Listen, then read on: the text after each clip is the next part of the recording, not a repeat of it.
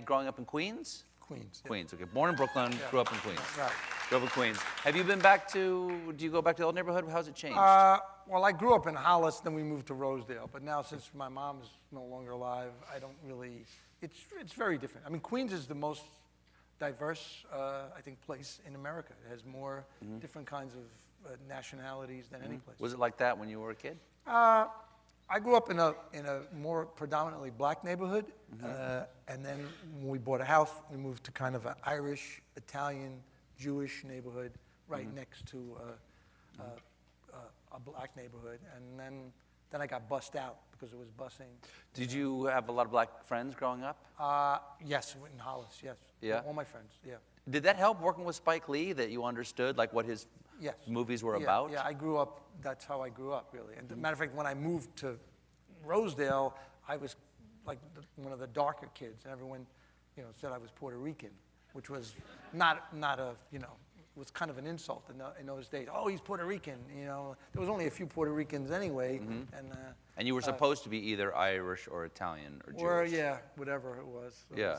I mean, it was, and then I got bussed out to an all-black school for junior high school. So you grew up in a black neighborhood, then you moved to a white neighborhood, and you got bused to a And then black I got busted, neighborhood. that's right. Black neighborhood. So when I met Spike, and we had a lot of, he grew up in an Italian neighborhood.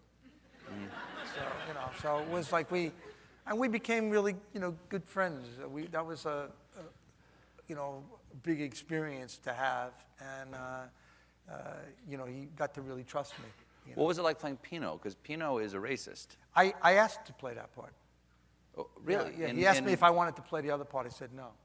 The other part being? Richard Edson's part, the brother who wasn't. The brother who wasn't, yeah. I thought it was, it was more about what the movie was about. But, of course, once you had to do it, when we rehearsed, it wasn't easy.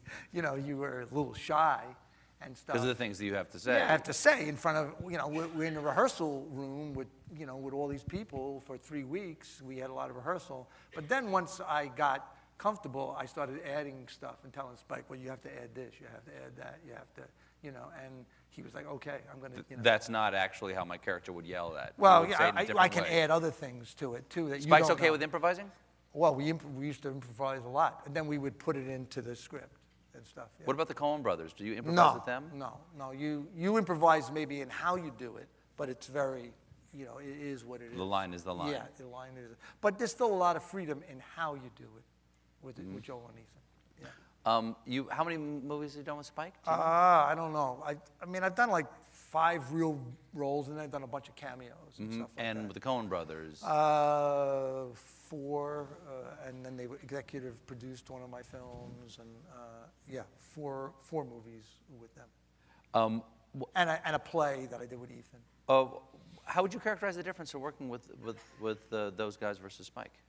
Well, Spike, we do a little more improvisation, sometimes on the set, he'll let it go. I mean, they're both very prepared. And I think Joel and Ethan, maybe their scripts are a little different. You really have to adhere. They have it all in their mind. But Spike does a lot, too, visually. So it's just their sensibility is different. Joel and Ethan has more of a black comic, view of things. And Spike's, earlier movies was more about, explosive current events and things, that he was interested in.